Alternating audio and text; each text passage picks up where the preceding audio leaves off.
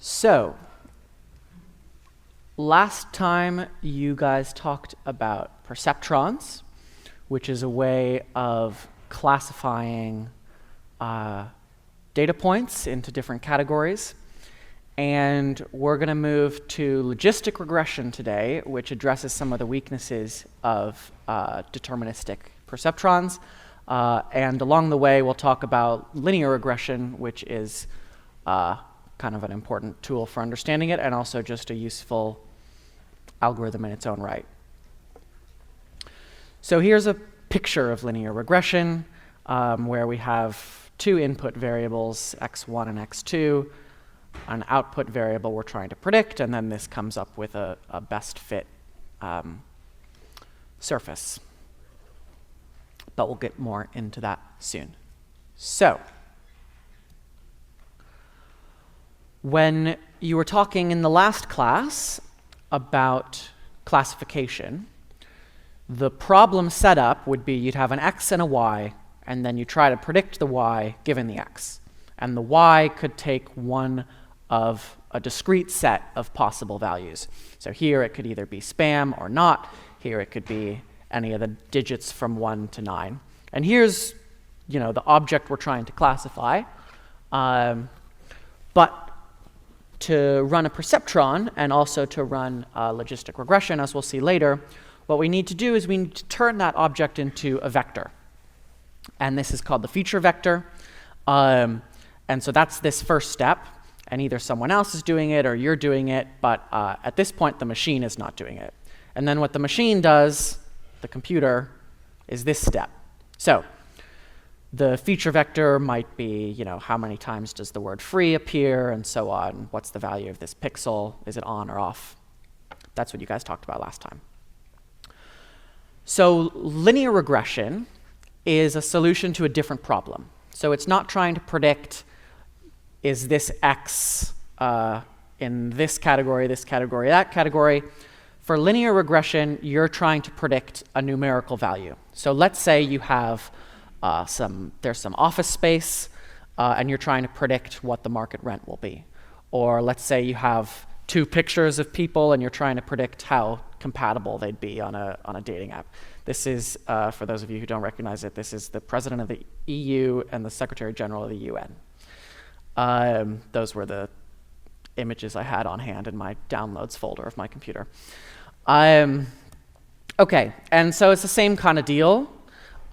You create a feature vector first to use the methods we're going to talk about, linear regression in this case. And that's going to be a vector. So for reasons I'll talk about later, you're going to want the first feature to be a constant. So you can see that's going to take a value of 1 in no matter what the input is, no matter what x is. This is going to be a 1, the first entry of the vector. And then maybe if you're trying to predict market rent, you'd say, okay, well, how many square feet is it? What's the distance to BART? How many offices are in there? How many directions are there views? And you might look at the pixels for these images. You might do high-level features like, is the picture outside? And then you can do linear regression to go to use these feature vectors to predict whatever value you're interested in. Any questions at this point? Yeah. What is 84,000 84,000 is dollars per month. So yeah, I haven't put the units in here. I mean, this would be unitless. This would be square feet. That would be miles. Well, you've seen weight vectors last time, and you're about to see them again. And so the weights would have units to kind of make it cancel out. So this would, the weight corresponding to this would be, I guess, dollars per month per square foot. But for the sake of the algorithm, we don't need to keep track of the units. They're just numbers to us. But for the meaning of the problem, let's say this is how many dollars per month to rent this office space.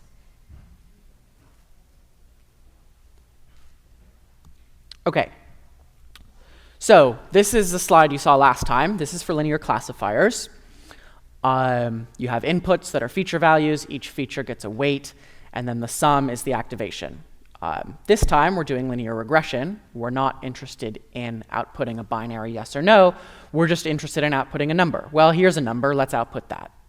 That's basically what linear regression is. So instead of it being the activation, this is our answer, basically. And we use this notation sometimes. So this depends on the weight vector W. And then instead of just as before, we take the features, we multiply them by the associated weight, we add them together. But last time, we said that the final thing we did was say, okay, is that number positive or negative? And we just skipped that step. We just output the number. So this is kind of even more basic than the perceptron algorithm from last time.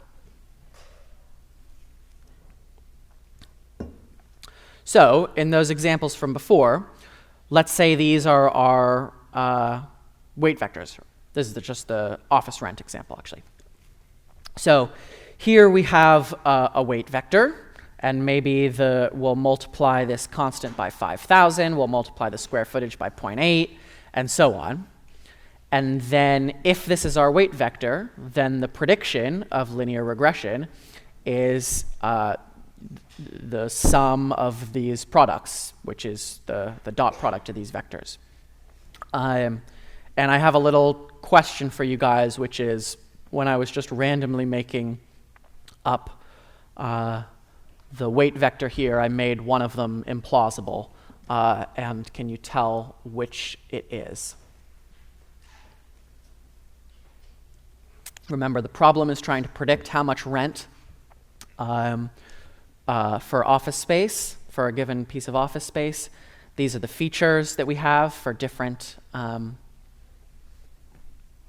offices. And then to predict the rent, we're multiplying those features by these numbers, adding them all together. Which one of these has to be wrong?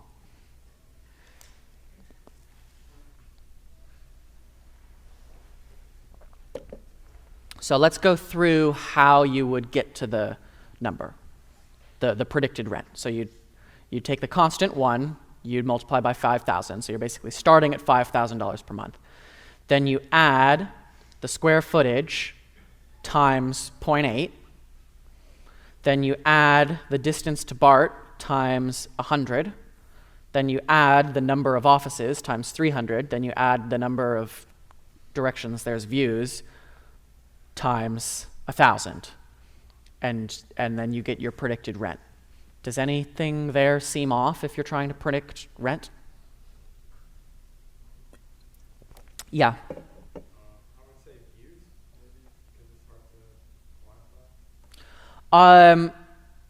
to quantify.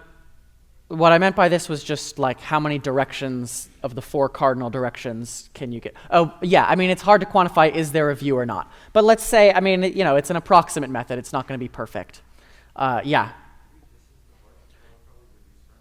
Yeah, exactly. When the distance to BART increases, the rent will probably go down. And so this number should probably be negative. So that should give, so there's an example of how there's some intuitive meaning here. So the higher this number, the more square footage matters for the rent. If it were negative, I mean, that would be equally silly, where you'd be paying less if there's more square footage. But this one, as distance to BART increases, the rent for the office is probably going to go down rather than up. Okay.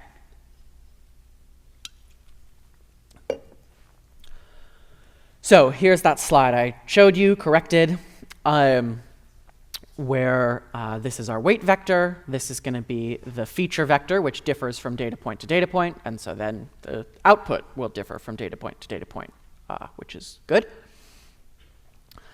And I'll just add, there's a little subtlety here, which is in the example I showed you, there's a constant feature, and you can either have that, or what you can do is you can add a constant here. So I don't know if you guys are probably more familiar, at the very least, with best fit lines in 2 dimensions, where you have a scatter plot and you're trying to fit a line through, and that's going to be determined by the slope and by the intercept. So this is kind of like the intercept term. But if you have a constant feature, then that would just get baked in. So either you need to make sure one of the features is a constant, or you need to add this extra W0 here. Otherwise, you're forced to predict 0 when the feature vector is 0, and that might not be what you want to do. So you can do either of these. When we're doing the math, we'll just assume that there's a constant feature in the feature vector because it's fewer symbols to push around. But in some libraries, they won't make you do that. They'll just say, yeah, and they'll so they'll basically be solving it like this. Okay, so here's a picture of linear regression with a 2D feature vector. So the picture's in 3 dimensions, but the feature vector is only 2 dimensions. That would be this x1 and x2, and here are all these points. And then the y is the predicted, the y is the observed value for these points, and the y is the predicted value along this plane, which is the predictions at all the different locations. So like in perceptrons, we're taking in data and we're using that to make predictions about new data points. The error is called the residual, so these have high positive residuals because the true value is bigger than the predicted value by the linear regression. These have high, or however you want to say it, high negative or low negative errors compared to the prediction. By the way, I was just searching Google for good pictures for presenting linear regression, and I couldn't find any, so I just went to Claude 3 and said, write me some code to make a diagram for linear regression, and it basically came out with this. So that was cool. Okay, you guys talked last time about vectors. If you have a tuple like this, you can think of it as a point on a coordinate grid, or you can think about it as an arrow that goes from the origin to that point, but then you can kind of forget about the coordinate grid underlying it. Obviously, vectors can be more than 2-dimensional, but they're harder to see. And you talked about the dot product. So the way you compute the dot product is you go through each pair of corresponding indices in the vectors, you multiply them together, and then you add the whole lot. Or you can think about it as the product of the magnitudes of the vectors, how long these vectors are, which you could compute using the Pythagorean theorem if you're given their coordinates, times the cosine of the angle they make. So the closer aligned vectors are, if you're fixing their magnitude, then the closer aligned they are, the larger the dot product. If they're pointing orthogonally or 90 degrees away, then it's 0, and if they're pointing opposite each other, then it's negative. So here's our example from before. In vectors, I haven't actually checked to make sure that these should have a dot product that's positive. Whatever. Here's one vector, that's the weight vector. Here's the feature vector for a given point. And so these would have a positive dot product. Here's a feature vector for another point for a different office. And the dot product here would be negative. So the dot product, W dot F, is the prediction, the predicted rent in this case, given those stats about the office. And so this is basically the same question. How far does the vector F go in the W direction? If it's going off to the side, then it goes 0 far, and it would output 0. If it's going away, then it's negative far in the W direction, and it would give a negative outcome, which is not really plausible for this example. And here's a drawing of W in this picture. So you can kind of see that it's going up when we go in the x2 direction, and it's also going up in the when you go in the x1 direction, but it's going more up in the x2 direction than it is in the, it's just going a little bit up in the x1 direction. It's a little hard to see when you flatten it into this image, but there's this drawing of W. And note that this lives in the plane of the feature dimensions. So it's not, it doesn't have, Y doesn't come into this. This is just, W has 2 dimensions, just like X has 2 dimensions. Okay, so I've told you that we'll have data points X and we'll have targets Y. And so, we'll have this cloud of points that we're trying to come up with a best fit to. But I haven't said yet how we get W. In the last class, there was an algorithm for getting W where you went through the points and you saw if they were misclassified, then you changed it to make the decision boundary kind of move out of the way to get that point closer to the right side. And so now I have to tell you about an algorithm for coming up with W. So the rows here in this X matrix are data points. So this would be for a particular office. This would be the square footage, maybe. This would be how far it is from BART. This would be whatever the other features I showed you. And then a column in this matrix is different values for the same feature. So this is the square footage for all these different offices. And here is the market rents for all these different offices that we've observed.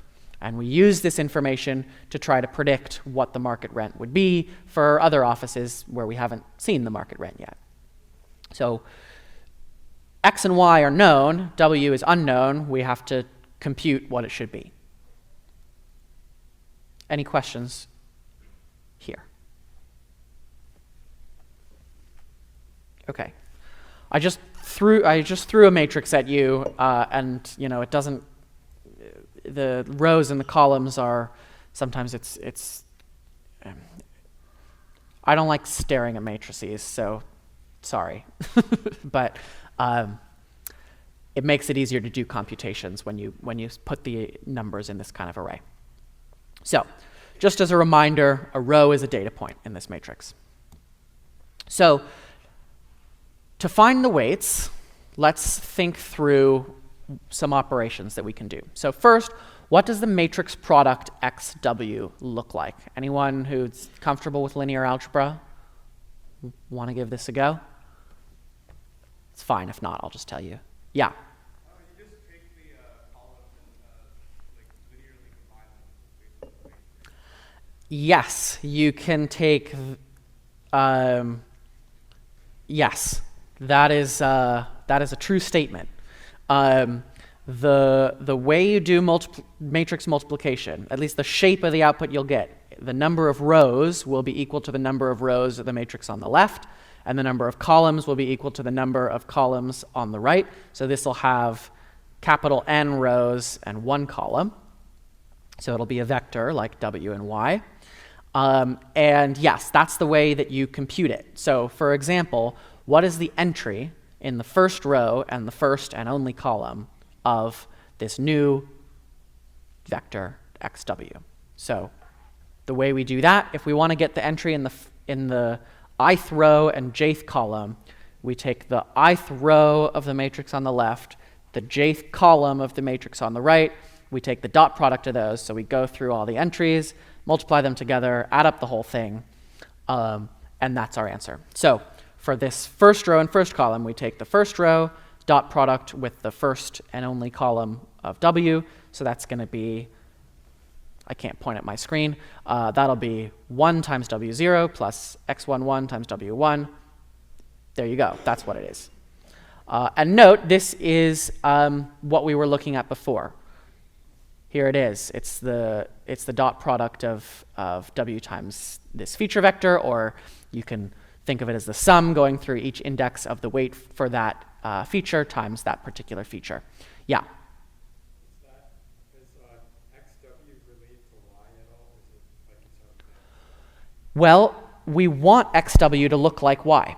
So this XW is our predicted Y, and Y is our real Y. So this is why I went through this exercise. I mean, I knew this was the right thing to look at, this product XW.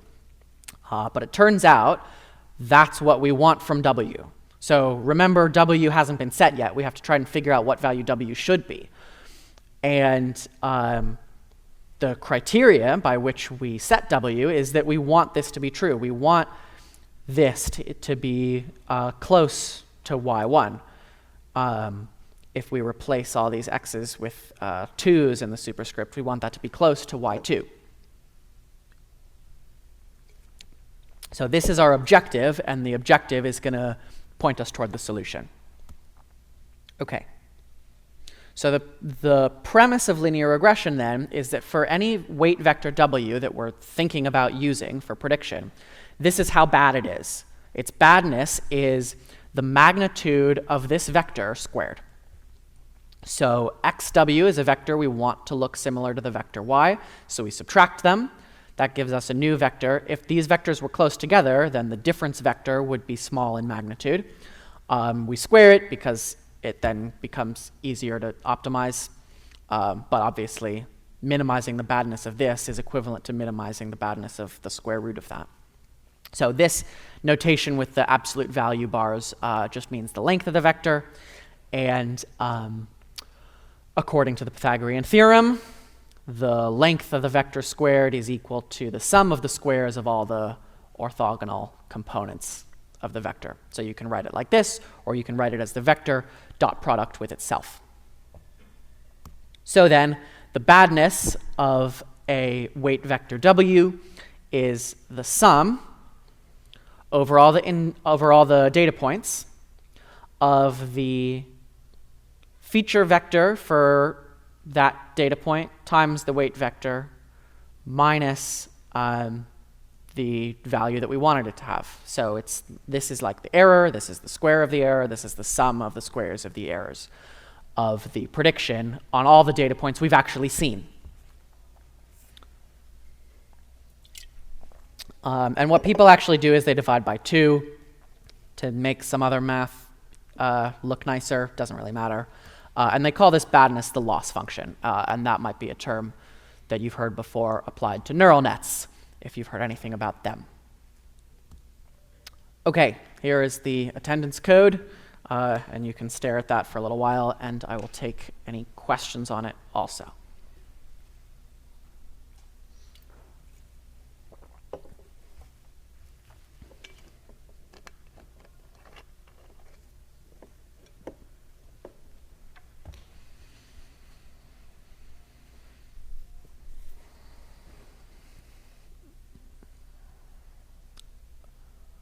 Any more questions on this?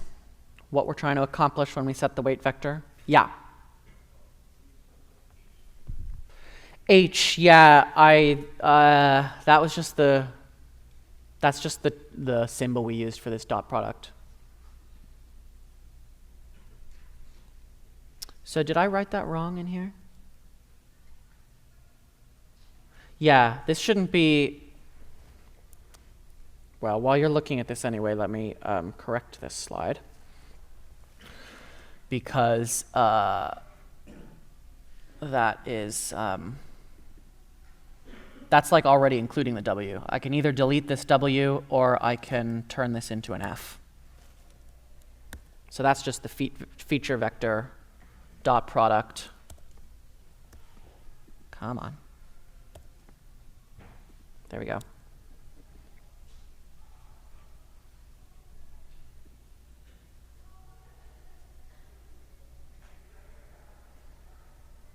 So the this whole thing together can also be written H sub W of xi.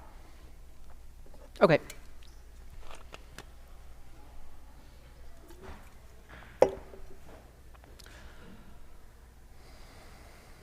All right.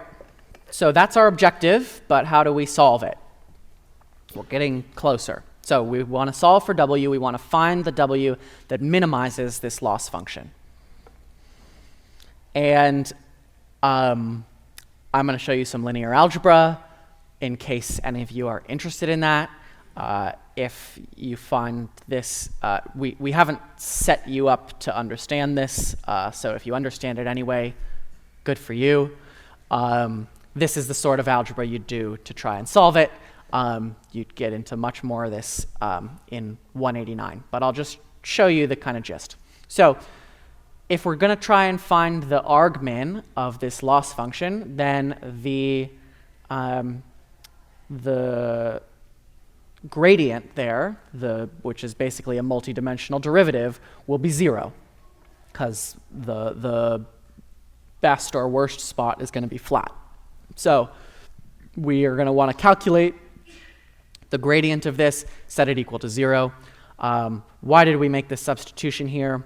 One of the identities I showed you before is that the magnitude squared is equal to the vector dot product with itself. So here's this vector.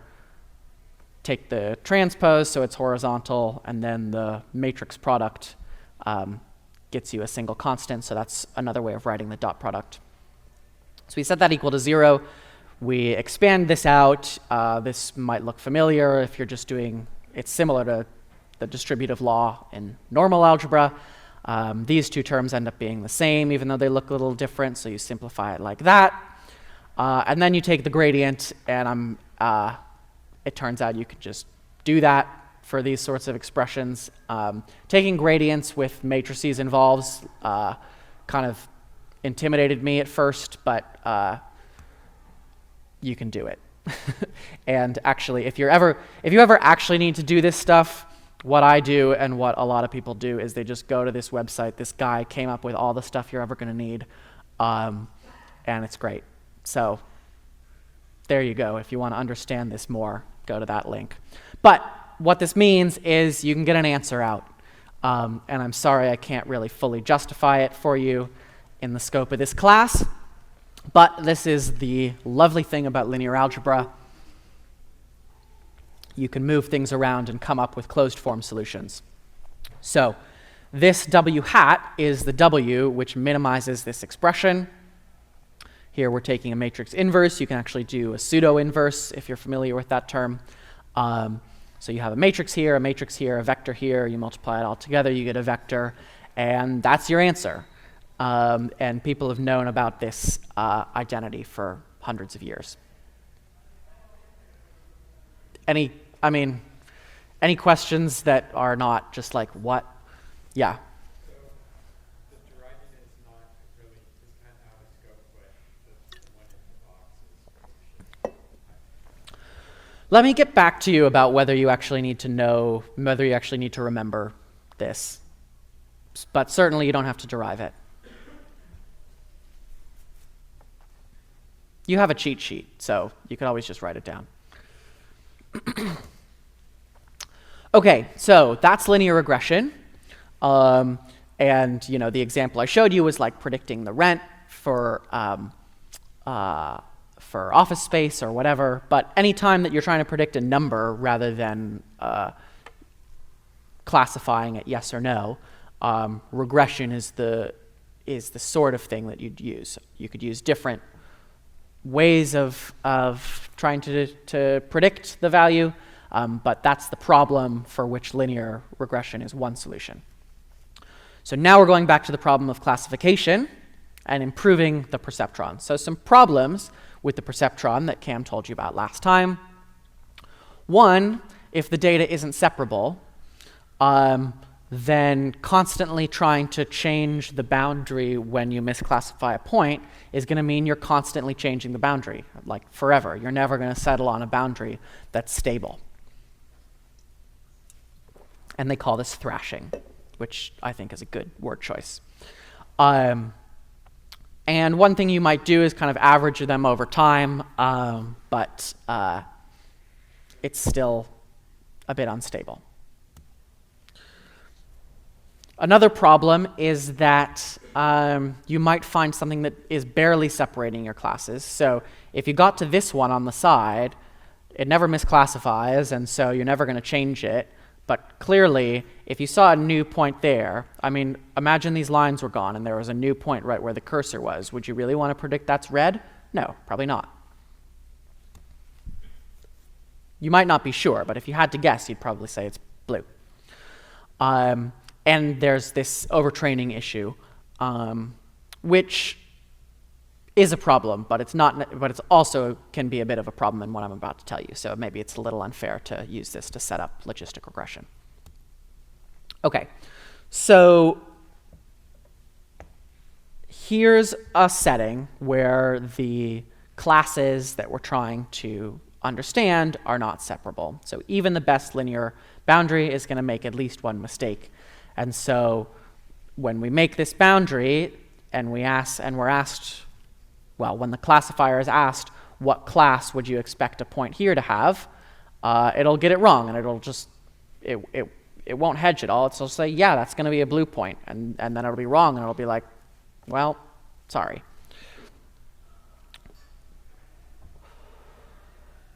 If something has a chance of being wrong, we'd like to kind of know what chance it has of being wrong.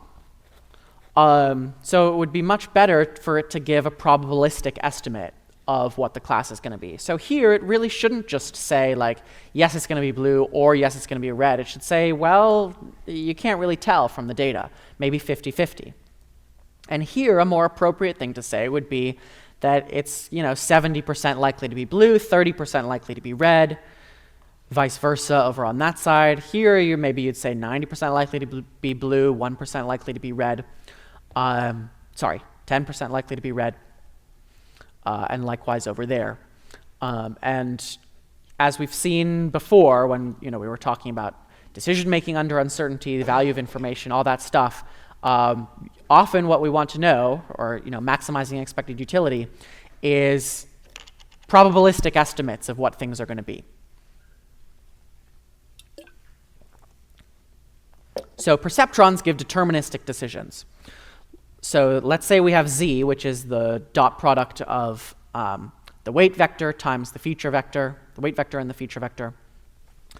And let's say that here it's -10 is definitely class 0. Here it's -5, definitely class 0. Here it's -0.001, yeah, definitely class 0. Here it's positive 0.001, definitely class 1. Well, that's a little crazy. I mean, there's like a tiny difference, and all of a sudden we've gone from being sure it's this class to sure it's this other class. So this is the result of the rule for perceptrons. If Z is positive, you say, yep, definitely one class. If it's negative, definitely the other class. Sorry, that's a typo. That should be -1. And so you have this step function, basically, in terms of the credence that it's outputting as a function of Z, which the perceptron is giving you. And what we'd probably want is something a little more smooth. So if this h of Z is the probability that the class is the positive class, then instead of looking like this, it would probably be better to have something that's looking like this, where it's changing smoothly. You never have a situation where a tiny change in Z suddenly changes your beliefs wildly about what you're going to see. Questions about this? Okay. So,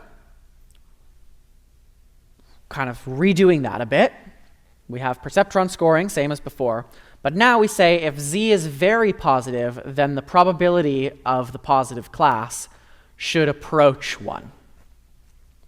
And if Z is very negative, then the probability of the negative class, another typo, that should be -1.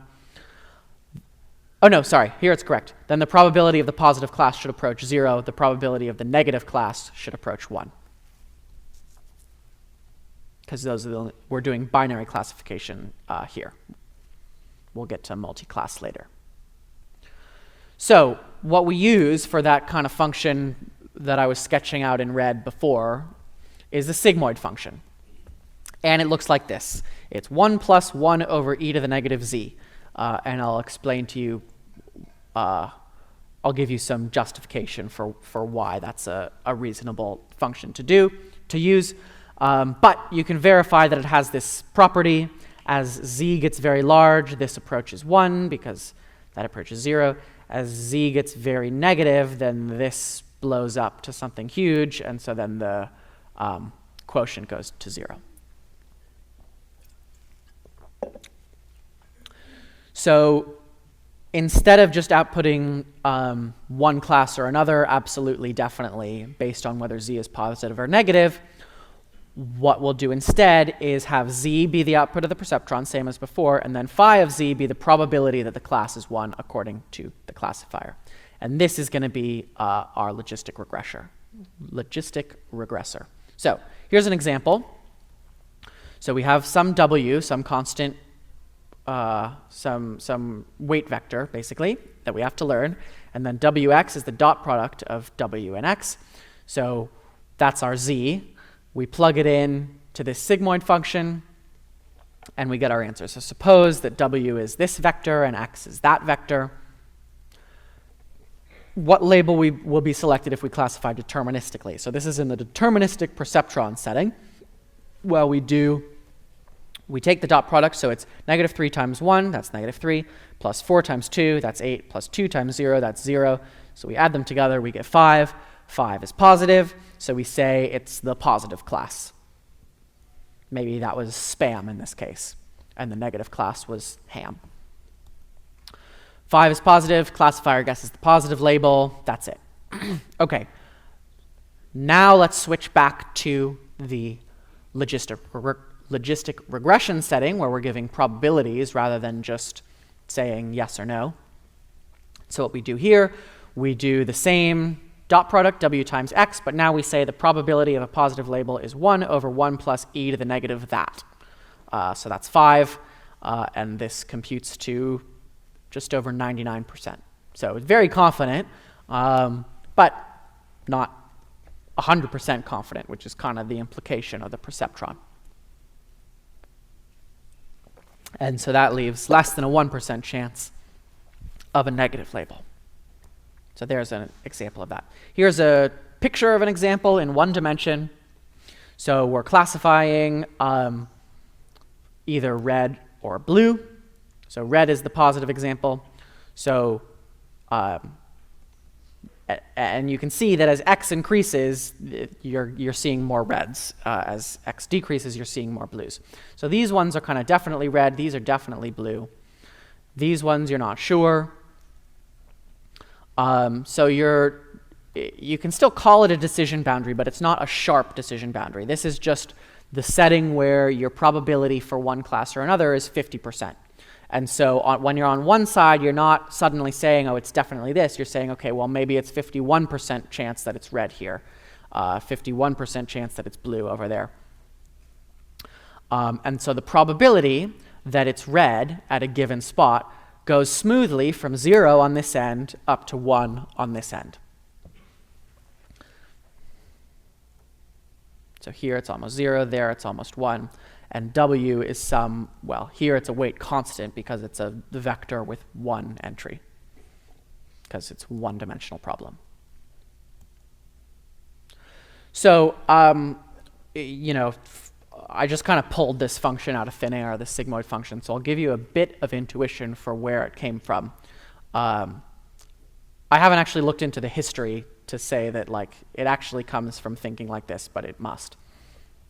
Okay, so suppose we have two hypotheses. We have a coin, and it might have a bias towards heads, or it might have a bias towards tails. So hypothesis A says, this is a coin that comes up heads 2/3 of the time. Hypothesis B says, this is a coin that comes up tails 2/3 of the time. We don't know which is which. We don't know which it is, but we know it's one of these. Kind of a contrived problem, but we'll work through what we can believe about it in that setting. Every time we see a heads, this is like a bit or a factor of 2 of evidence in favor of hypothesis A, because hypothesis A was basically was putting twice as much probability on what we actually saw. Hypothesis A said, yeah, I kind of thought we'd see a heads. I said that was 2 in 3 chance. And hypothesis B was saying, oh, I was kind of expecting it to be tails. I mean, it could have been heads, but it wasn't really what I was expecting. So hypothesis A is putting 2 times more probability mass on the heads that we actually saw. And every time we see tails, that ends up being a bit of evidence for hypothesis B. Our credence that B is correct should kind of go up by a factor of 2. Not quite, but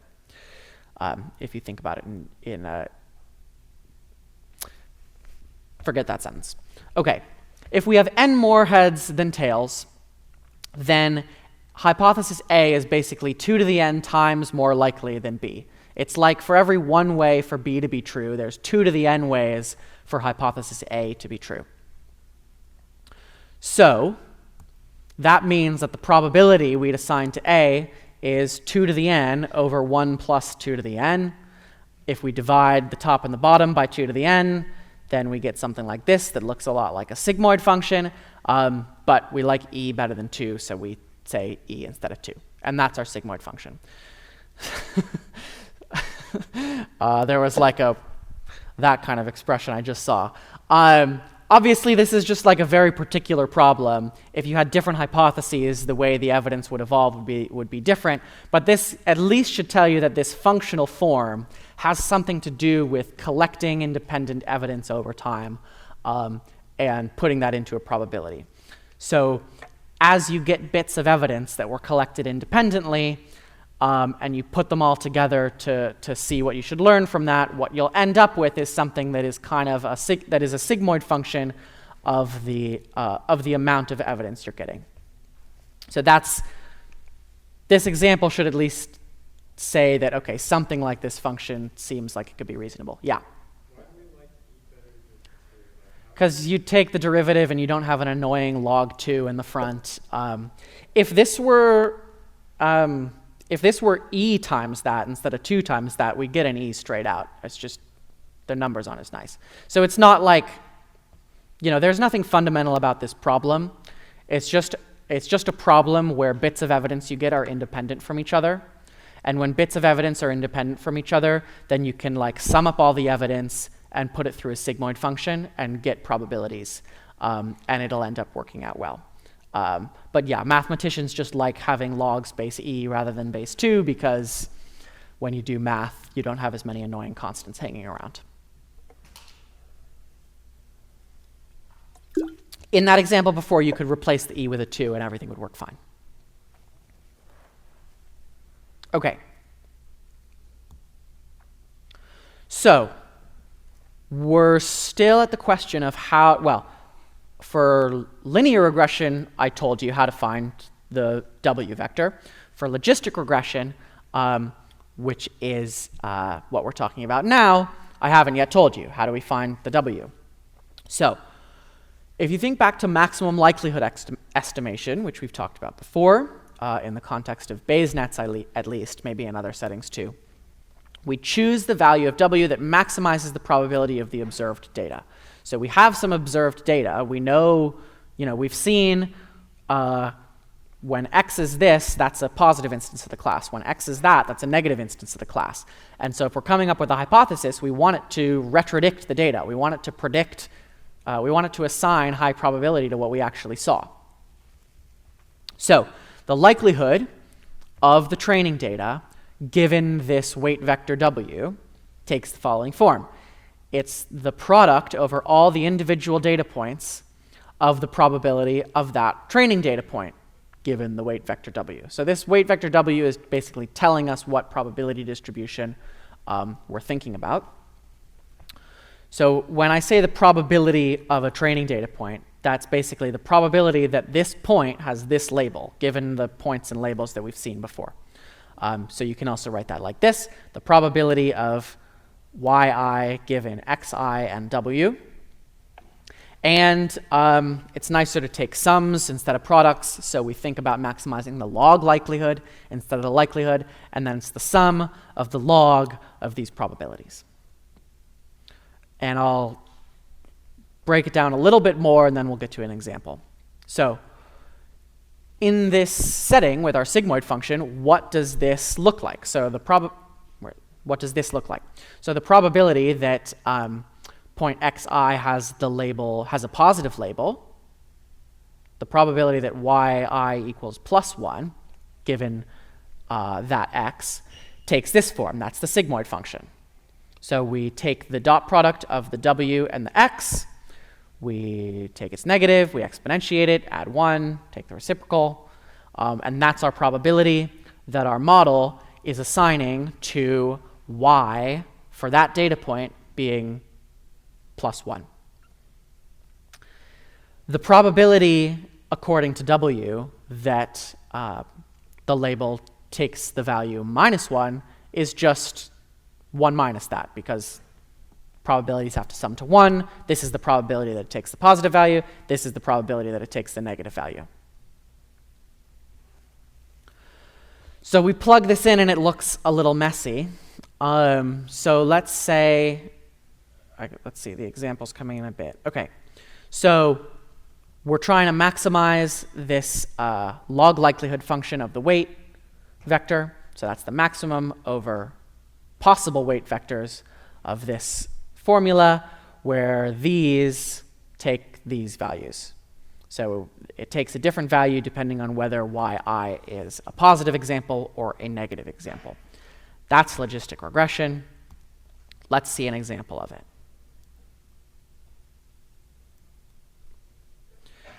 Yeah, you can say the loss is the negative of it, but we'll get back to that. Here's our example. So we have two-dimensional feature vectors. There's one dimension, there's another. Here are two positive examples, and here's a negative example. So what function are we trying to maximize for this data? First, I'll tell you what the data is. We have a data point 2, 1, and the class is positive. We have a data point 0, -2, and the class is positive. We have a data point -1, -1, and the class is negative. And then what we're trying to maximize is this. Okay, that's what I showed you before, but what does that mean? Here it is. It's messy. Sorry. Here is our first data point. So we've taken 2, 1, and we've taken the dot product with W. So W has two values. It's a dimension 2 vector, so it has W1 and W2. So 2 times W1 plus 1 times W2, there's our dot product. There's the sigmoid function of it, so that's the probability of a positive example. It was a positive example, so that's the probability we're interested in. And then we take the logarithm of that. That's the log probability of this data point according to our model. We do the same thing for this second data point down here. Here the dot product is 0 times W1 plus -2 times W2, so there it is there. And then for this third data point, we do this dot product, so it's -1, -1, so here it is, the dot product with the W vector. And then we do 1 minus that. Why 1 minus that? Because the probability of a negative example is 1 minus the probability of a positive example. And it was, in fact, a negative example, so we're interested in whether our model assigned high probability to the negative possibility. In other words, we're interested in assigning low probability to the positive possibility.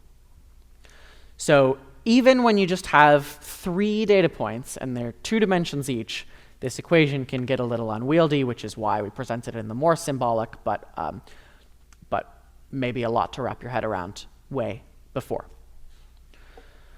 And then we take the argmax over W. So this is an argmax over both the value of W1 and the value of W2. Those are our free parameters. We move them around to try to make this expression as big as possible, which doesn't look like fun, if you ask me. But that's what we're trying to accomplish, and we'll use a computer to do it so that we don't have to do it ourselves. Any questions about this example, where any piece of this equation came from? Yeah?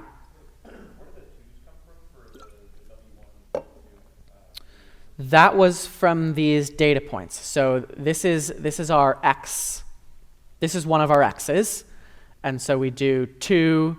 So we're doing this vector times the dot product. Well, this vector dot producted with the vector w. The vector w is w1 comma w2.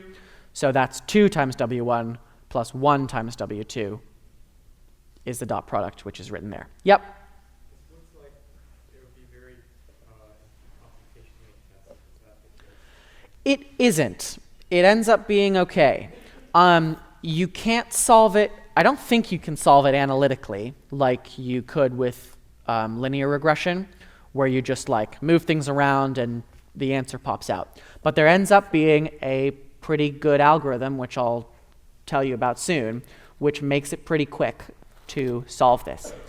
One of the reasons it ends up being pretty quick is, and lucky we're in 2 dimensions so you can visualize it, the So our two dimensions are W1 and W2, right?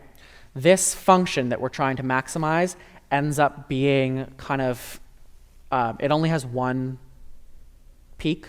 It ends up being concave. And so if you just kind of keep moving to the top, you'll get there.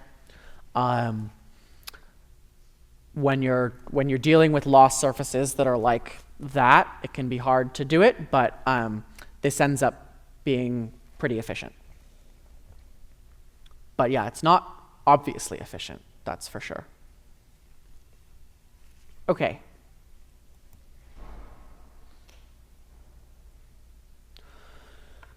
So let's go back to this setting where we're classifying between positive and negative examples, and it's separable. There's a way to draw a line between all the points that are in one class and all the points that are in another class. When we were doing the perceptron, these would be equally stable solutions. If your perceptron ever ended up with a boundary like this, it would never move. Same for over here. But intuitively, we prefer this one because, look, if there's a point right there, we're not going to want to classify that as blue. Okay. In the logistic regression setting, these are not equally good outcomes. And here's why. So in the logistic regression setting, if you're assigning 50-50 here, then you're saying, it's like 70-30 here, 30-70 there. Whereas here, you're doing it like this. And we'd rather our model assigned 75% chance to red here because it would be right, instead of 52% chance to red there. I mean, they're both getting it right, but this one was more confidently right. And so this puts a higher probability on our data set. When we're maximizing the likelihood to find our W vector, the W vector that gives us this picture gets a higher score than the W vector that gives us this picture, because it's putting more probability mass on the truth. Likewise over here, this model is saying, okay, it's just barely more likely to be blue. This one is saying, no, we can be pretty sure it's blue. This is pretty far from our decision boundary.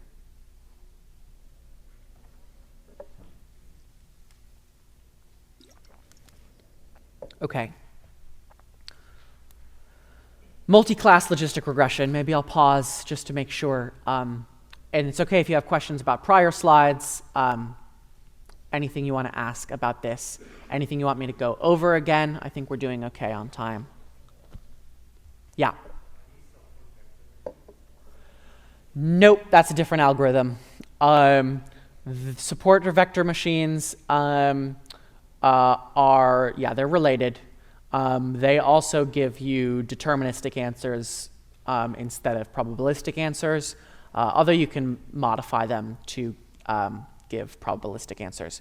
What a support vector machine will do that a perceptron will not is it will prefer this one on the left to that one on the right. What a support vector machine is trying to do is maximize the margin between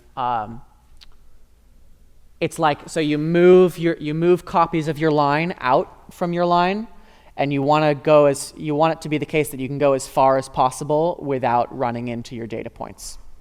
So that's how a support vector machine would prefer this one to that one, but it's still not going to give you a probabilistic answer. Okay, cool. So multiclass logistic regression is going to be kind of analogous to multiclass perceptrons, basically using a similar trick. So with perceptrons, we have a different weight vector for each class. So let's say we have classes 1, 2, and 3. And then we take our feature vector and we multiply it by each of those different weight vectors.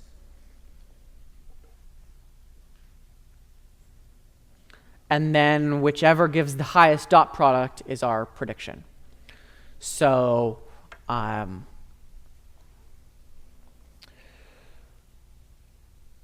If we have some vector maybe over here, then we take the dot product with this, we take the dot product with this, we take the dot product with that, we compare those three numbers, we find that the dot product with this will be the biggest, so we say this is one of the yellow classes. And this has the same problem. Just as we go past a decision boundary, we go from completely sure that it's going to be this class to completely sure that it's going to be that class. It's not very robust. It's not going to tell us how confident we should be. So let's turn these scores into probabilities. Here are our scores. Here's W1 times our feature vector. Here's W2 times our feature vector. Here's W3 times our feature vector. And when I say times, I mean a dot product. We're multiplying vectors. And then we turn them into probabilities like this. We exponentiate them, and we say that the probability is going to be proportional to that exponent. So we take e to the z1 divided by the sum of all these exponentials. Same for these. You can see that these are going to sum to 1. And this is this coming? There's some like, is there a ghost in here? I promise I'm not just going like, that is disconcerting. All right. Okay, they're going to sum to 1. That's good. They're going to be positive. That's great. These are perfectly good probabilities. You can see they kind of look like sigmoid functions. It ends up, yeah, it is basically just a generalization of the sigmoid function. So these are our original activations, and these are they're called softmax activations. If you've programmed a neural network in PyTorch, maybe you've called the softmax function.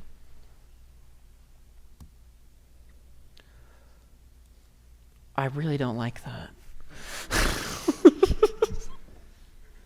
Okay. So there's what I just showed you. Let's look at an example. So here is our feature vector for one data point. Here are our 3 different weight vectors. They'd all have to be trained separately. And let's see what probability assignment we're going to give to this vector. So if we classify it deterministically, let's first review what we do in that setting. Okay.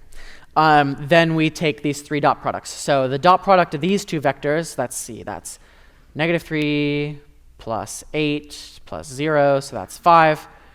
Taking the dot product of these 2, that's 2 plus 4 plus 0, so that's 6. 0 plus -2 plus 0 is -2. Anyone? Did I lose anyone? Okay. I was just doing the going through each index, taking the product of the 2 terms, and then adding them together. So, which of these numbers is the biggest? 6 is the biggest. So it's class 2. That's the output of the classifier. No hesitation. Is there... God, Darth Vader's watching. Does this one work?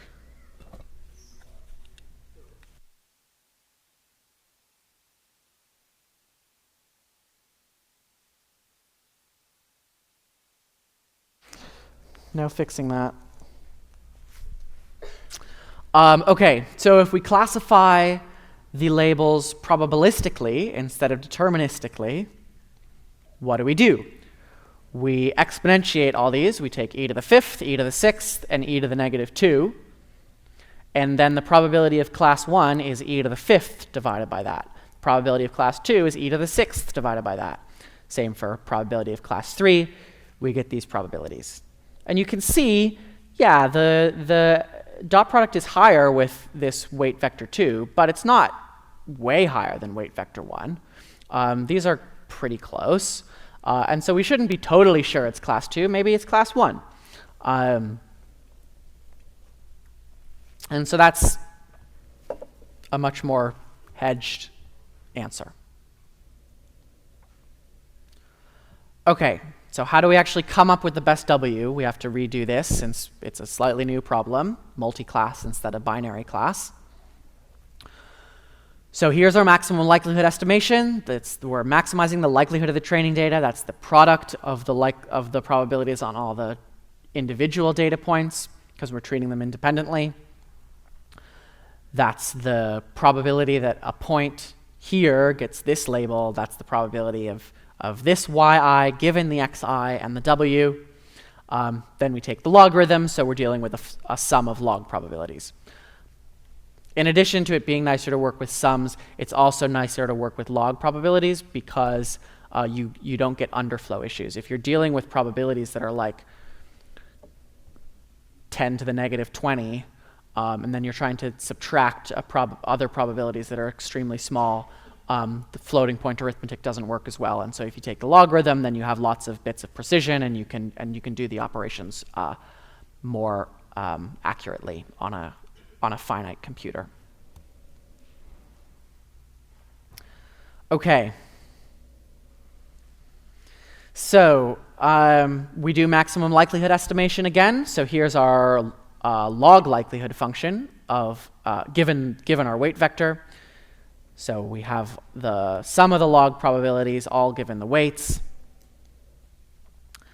And now this bit in here takes a slightly different form. The probability that we get a given label at a given data point, well, that depends on the weight vector associated with that label. So let's say we have 3 classes. Yi could take a value of 1, 2, or 3.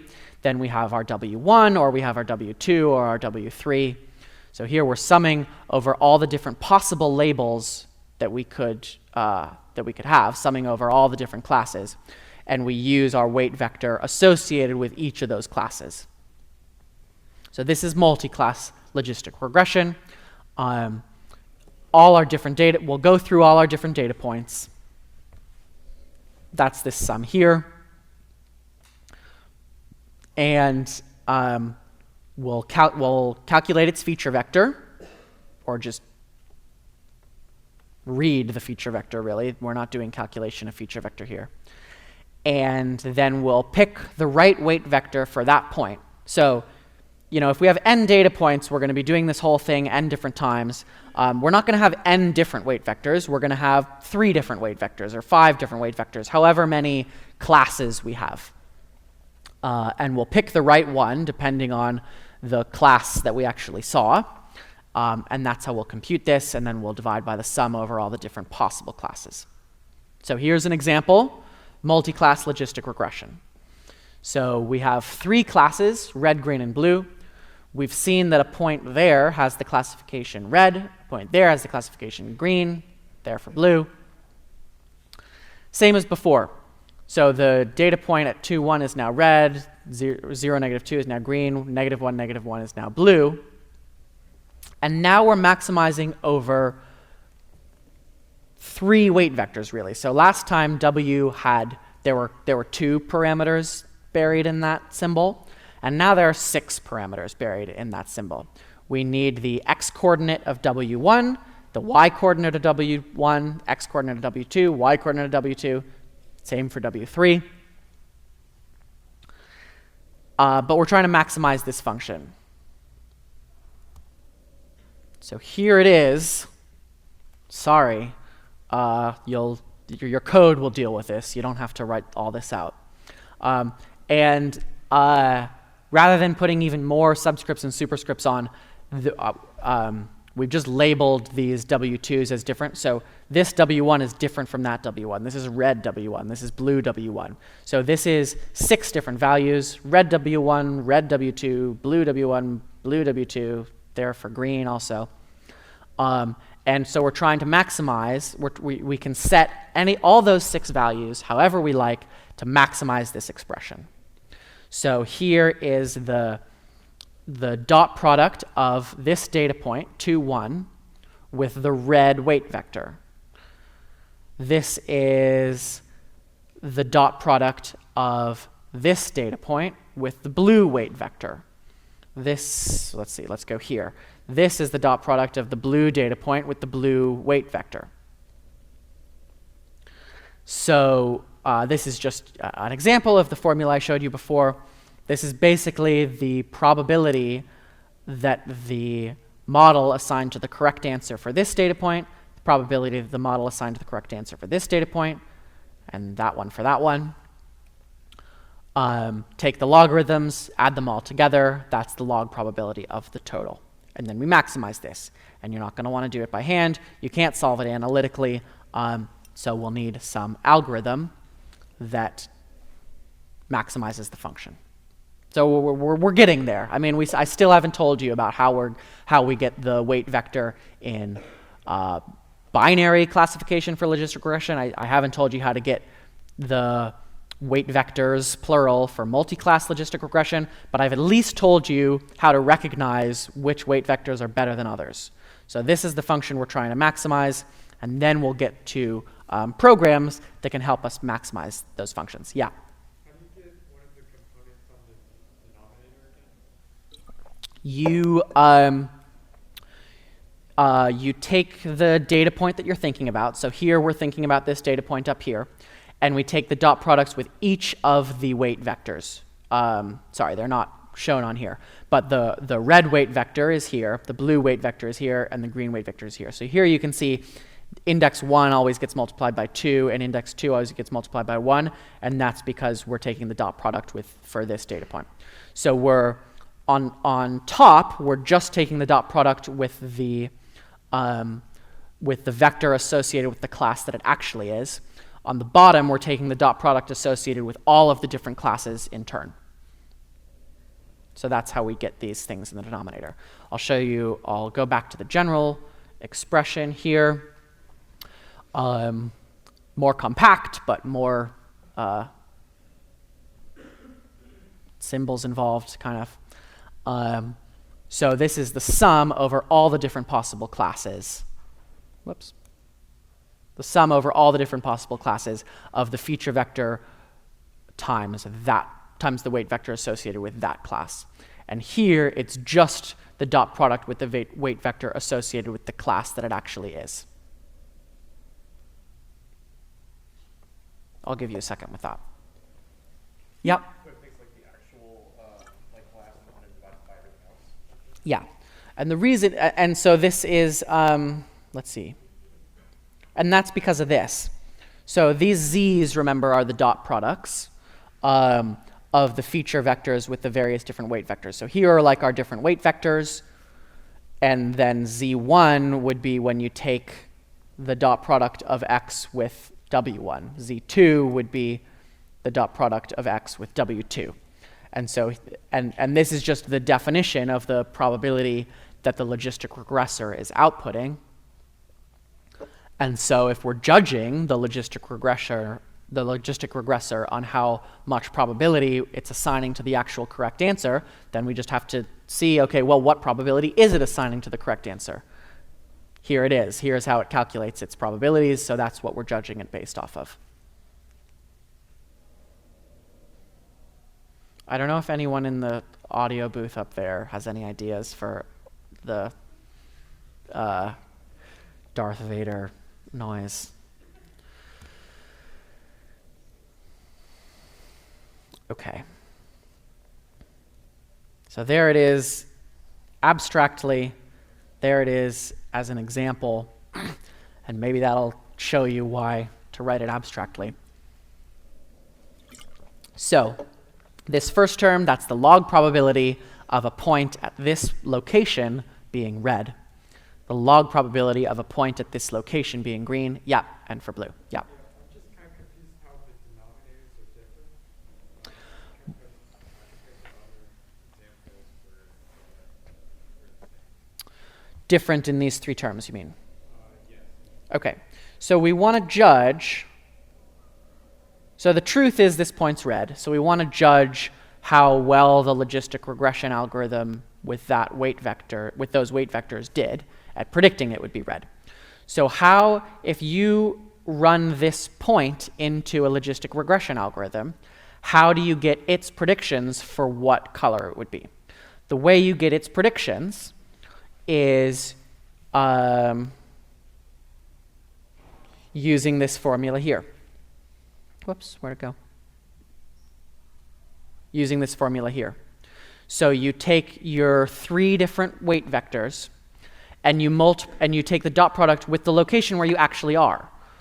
If you want to know, I mean, for it to make its prediction about what color it's going to be at this location, it's going to just look at the weight vectors, and it's going to look at the vector where you actually are.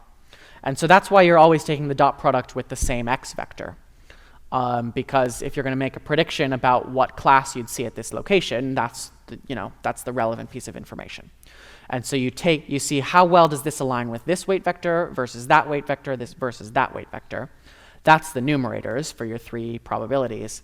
And then you normalize them to make them add to 1. And then if you want to see how much probability did it assign to the true class, you don't care how much probability assigned to other classes. You just want to look at one of these 3. Which of these 3? The one that was actually ended up being correct. So if the correct answer was that it was class 3, you care about this number being high. You don't care about these numbers being high or low, except in as much as they need to be low for this to be high. You really just care about how high is this number. And so that is why in the numerator you're only having the relevant color, the color it actually is. But the denominator is still just the normalizing term, which includes everything.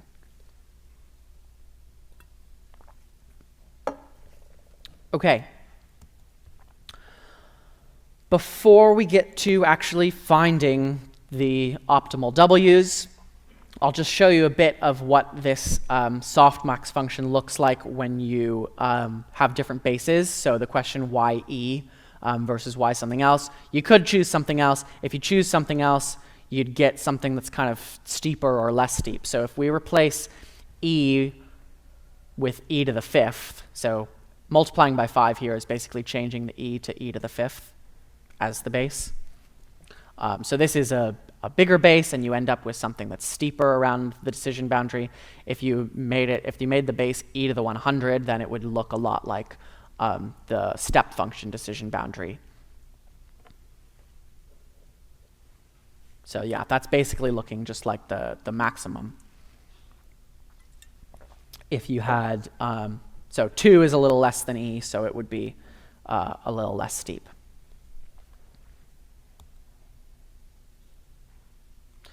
I'm going to skip this. If you're interested in verifying exactly how the sigmoid is as an example of the softmax thing, you can look at this. But I mean, it doesn't look too implausible if you just glance at it, and it's pretty boring. Okay, so next up, and I'll just start to get into this time, and then we'll go into it properly next time when we talk about neural networks as well. Optimization. So how do we solve the maximum of the log likelihood function of the weight vector? And that is optimization. So let's start with a review of derivatives and gradients. What is the derivative of this function? 2x, great. What is the derivative of this function evaluated at x equals 5? 10, great. So we plug in 5 for x. Okay, gradients. Raise your hand if you have seen gradients in a class before. Good, cool. So what's the gradient of this function, x squared y? Recall a gradient is a vector of partial derivatives with respect to each variable. So we calculate the partial derivative with respect to x. That's basically treating y as a constant. And then the partial derivative with respect to y, which is treating x as a constant. So the partial derivative with respect to x here is 2xy, because y is like a constant. And the partial derivative with respect to y here is x squared, because this is just like some constant times y. Any questions about that? Okay. And then we can do the same thing. We can evaluate the gradient at a particular point. And so then we plug in the values like that. and we get, there's our gradient. It's a vector. Derivatives, new and improved, multidimensional. So even though we're just evaluating one function at one point, because it's a function of multiple variables, this gradient will be multi-valued. The general approach we're going to use for optimization is hill climbing. And so if you remember from local search, this is a basic idea. And the idea is we start wherever we start, could be randomly, and then repeatedly we move to the best neighboring state. If no neighbors are better than the current state, then we quit. But there's an issue when we're doing hill climbing for logistic regression or multi-class logistic regression, which is the weight vector is in continuous space. The weight vector is some vector of real numbers. You know, they could be, you know, you could go from 2 to 2.06 or whatever. There's no finite set of neighbors. So we're doing optimization over a continuous space, which means we have infinitely many neighbors, and which means we need a slightly different approach. So the way we do this efficiently is we use gradients. So here's a one-dimensional optimization problem, and actually one thing we could do without gradients, which would be fine in one dimension really, is we just try increasing by h or decreasing by h, see which is better, we go in that direction. Or what we could do is we could evaluate the derivative here, and we can see whether going to the left or to the right brings us up. So if the derivative is positive, then we're going to want to go to the right to get a bigger value. If it's negative, we'd want to go, if we were here, say, then the derivative would be negative, and so we'd know we wanted to go left to get a bigger value. But once you go beyond 2D optimization, there's really the analogs of this first option start to look a lot worse, and the analogs of this second option continue to look equally good. So if we were over on the side here, there's infinitely many different directions we could go in, and we don't want to try them all. We just want to know which way to go, and the gradient tells us exactly which way to go. So gradient ascent works as follows. We perform an update in the uphill direction for each coordinate. So the steeper the slope, that is the higher the partial derivative, the bigger step we take for that coordinate.